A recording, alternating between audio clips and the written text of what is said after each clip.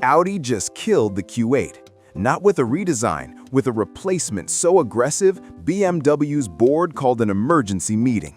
The Q9 is here, and it's rewriting the rules for flagship SUVs. Unveiled 3 weeks ago in Munich, the Q9 becomes Audi's most expensive SUV ever, starting at $98,000. But here's what got everyone talking. It shares absolutely nothing with the outgoing Q8. New platform, new powertrain, new philosophy. And there's a plug-in hybrid variant that makes 536 horsepower while returning 60 miles of pure electric range. Let's get into why this matters. The Q9 doesn't look like an evolution. It looks like Audi hired a sci-fi production designer and said, make the Urus look boring. The front end is dominated by a new interpretation of the single-frame grille, wider, flatter, almost menacing in its presence. But it's the lighting signature that stops you cold. Audi calls them digital matrix LED headlights with over 1.3 million micro mirrors per unit. Translation, they project welcome animations onto the ground and can literally draw navigation arrows on the road ahead of you. The stance is pure aggression.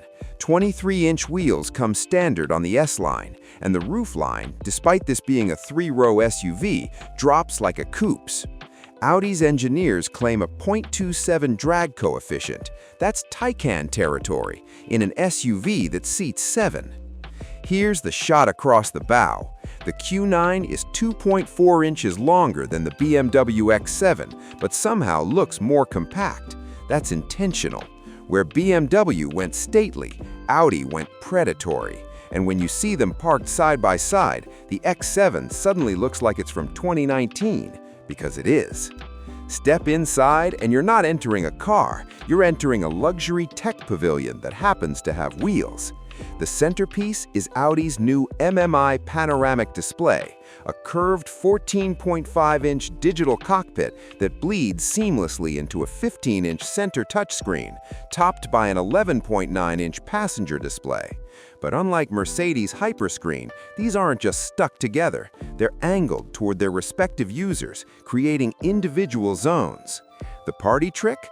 That passenger screen isn't just for navigation, it's a full entertainment system that uses eye-tracking technology to ensure the driver can't see streaming video while the passenger can. Audi calls it intelligent content masking. We call it genius. The second row is where Audi throws the gauntlet at Range Rover. Executive seating with heating, ventilation, and massage functions come standard, but the real flex? Deployable footrests and a tablet system that controls every vehicle function, including the 23-speaker Bang & Olufsen 3D sound system with integrated headrest speakers. You're not driving your kids to soccer practice in this, you're transporting executives between board meetings.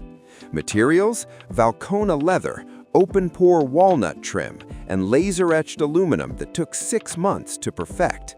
This isn't luxury, it's sculpture you can touch. Now the specs that matter. The base Q9 50 TFSI gets a 3-liter turbocharged V6 making 335 horsepower. Capable, refined, forgettable. The SQ9 is where this gets interesting. Twin-turbo V8, 4.0 liters, 500 horsepower and 568 pound-feet of torque. 0 to 60, 4.3 seconds in a 5,600-pound SUV with 3 rows. It uses Audi's latest Quattro Ultra system with active torque vectoring and a 48-volt mild hybrid system that adds an electric compressor to eliminate turbo lag entirely. But the plot twist is the Q960 TFSI-E. This plug-in hybrid combines a turbocharged 3-liter V6 with a 25.9 kilowatt-hour battery pack and rear-mounted electric motor for a combined 536 horsepower. Here's the math that terrifies BMW. 60 miles of EV range, 4.1 seconds to 60, and 72 mpge combined. You get supercar acceleration with Prius efficiency, depending on which pedal you press. The catch is that PHEV model starts at $112,000, but when the X7 M60i costs $119,000 and offers less power and zero electric range, suddenly Audi's pricing looks tactical. So, who's sweating right now? Start with BMW. The X7 just became the safe, boring choice. Mercedes? The GLS looks bloated next to this. Range Rover? They still win on prestige, but the Q9 undercuts the sport by $18,000 while offering better tech. But here's the controversial take.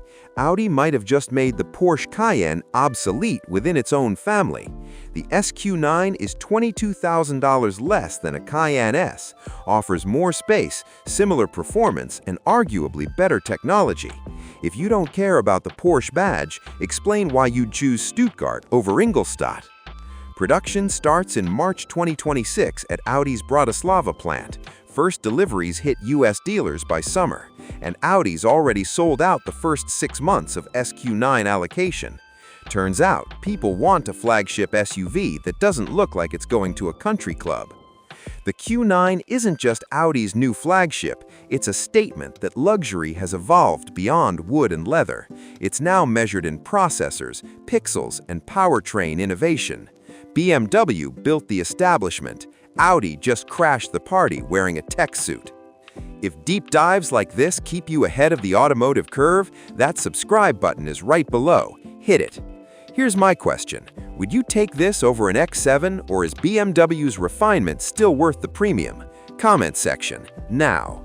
And next week, the Genesis GV90 just leaked, and it's bringing a fight Audi didn't expect. See you then.